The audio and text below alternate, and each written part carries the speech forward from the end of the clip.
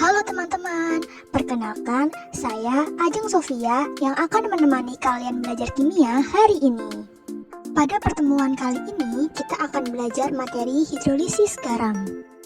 Namun sebelum itu kita harus tahu terlebih dahulu nih apa itu garam. Kira-kira ada yang tahu nggak nih apa itu garam?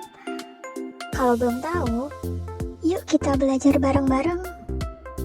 Garam merupakan senyawa ionik yang terdiri dari kation dan anion yang terbentuk oleh reaksi antara asam dan basa.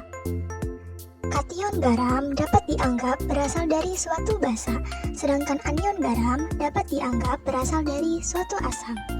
Untuk lebih jelasnya, yuk simak penjelasan berikut. Salah satu contoh garam yang sering kita jumpai yaitu NaCl atau natrium klorida. Kalian pasti tahu dong NaCl itu apa? Yap, betul sekali. NaCl atau natrium klorida sering dikenal sebagai garam dapur.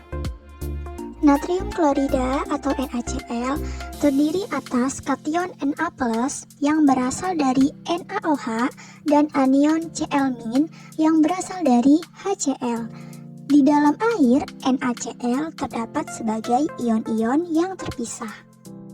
Bagaimana nih teman-teman? Jadi sudah paham kan apa itu garam? Selanjutnya kita akan bahas sifat-sifat larutan garam. Larutan garam terdiri dari 3 sifat. Yang pertama, bersifat asam. Garam akan bersifat asam apabila terbentuk dari asam kuat dan basa lemah.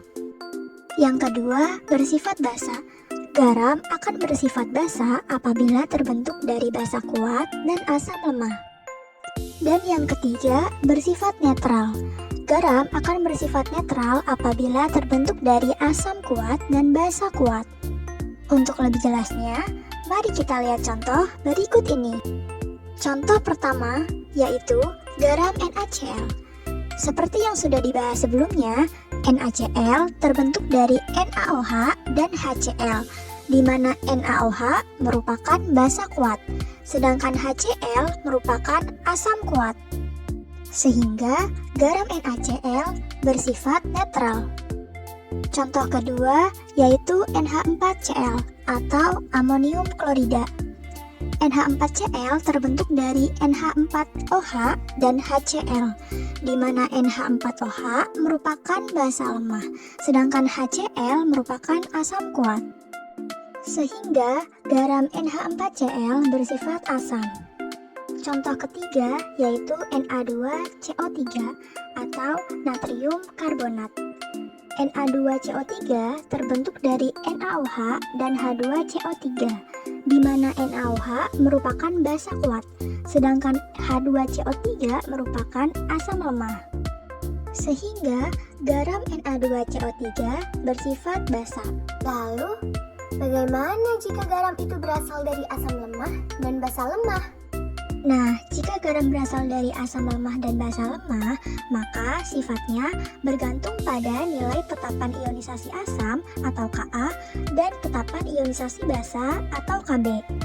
Di mana jika nilai Ka lebih besar daripada nilai Kb, maka garam bersifat asam. Lalu, jika nilai Ka lebih kecil daripada nilai Kb, maka garam bersifat basa. Dan jika nilai Ka sama dengan nilai Kb, maka garam bersifat netral. Oke teman-teman, sampai di sini dulu ya belajarnya. Semoga kalian mengerti apa yang telah saya jelaskan. Untuk lebih tahu pengelompokan asam kuat dan basa kuat, silahkan kalian baca infografis yang sudah saya berikan ya. Sampai jumpa teman-teman.